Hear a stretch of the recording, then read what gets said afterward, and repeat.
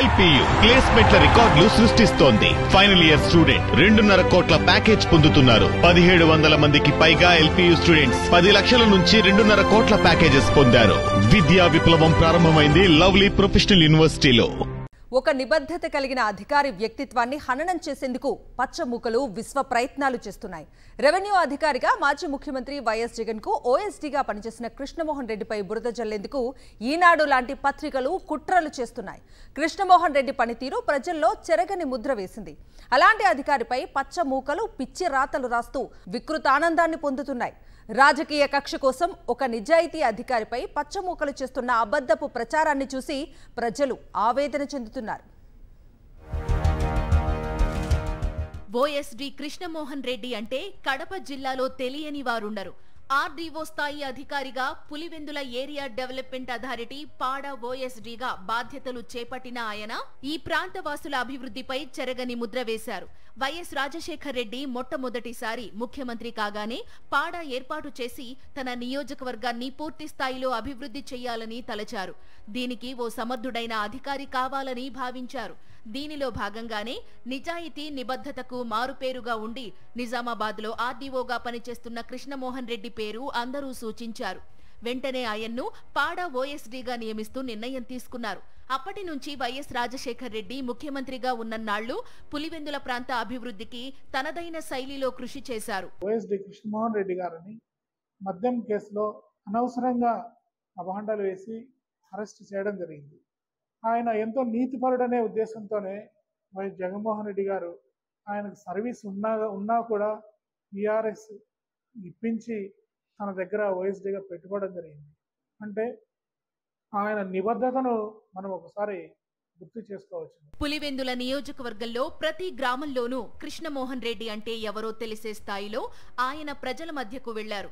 వ్యవసాయం, సాగునీరు, పట్టణాభివృద్ధి వంటి అనేక కీలక రంగాల్లో ఎన్నో మార్పులు కేవలం కృష్ణమోహన్ రెడ్డి చేతుల మీదుగానే నడిచాయి. పేద రైతులు కరువుతో అల్లాడుతుంటే వారికి డ్రిప్ ఇరిగేషన్ సబ్సిడీపై తీసుకొచ్చి రైతులను ఆదుకున్న అధికారి కృష్ణమోహన్ రెడ్డి.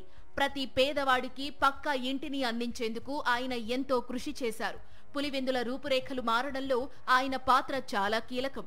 అంతేకాదు, సాగునీటి వనరులను సమకూర్చి రైతులకు అండగా నిలిచిన అధికారి ఆయన.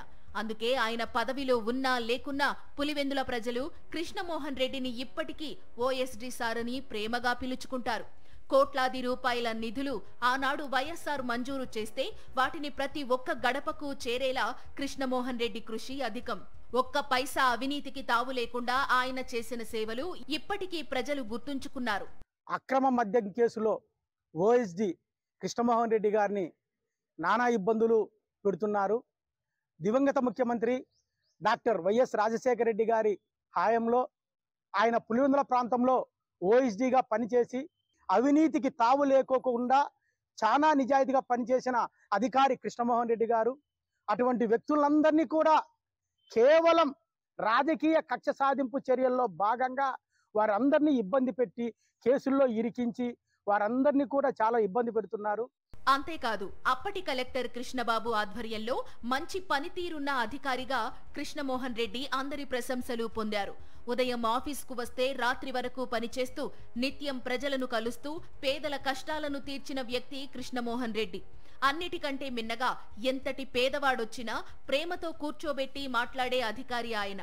అందుకే ప్రజలకు ఆయన ఇంట్లో మనిషిలా మారిపోయాడు. అలాంటి వ్యక్తిపై పచ్చ మూకలు మూకుమ్మడి దాడి చేసి ఆయన వ్యక్తిత్వాన్ని హననం చేసే పనిలో పడ్డాయి.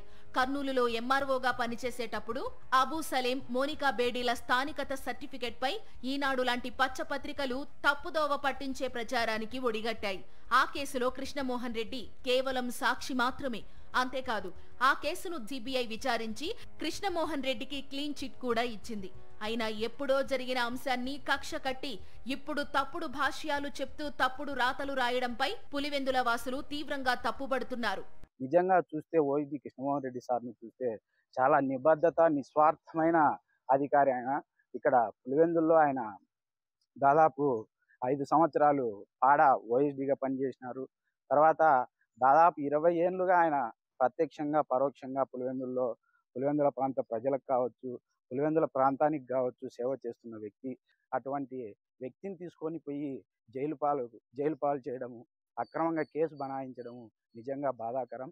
ఎంతో మంచి అధికారిగా పేరు తెచ్చుకున్న కృష్ణమోహన్ రెడ్డి వైఎస్ జగన్ వద్ద పని చేయడమే ఆయన చేసిన తప్పులా?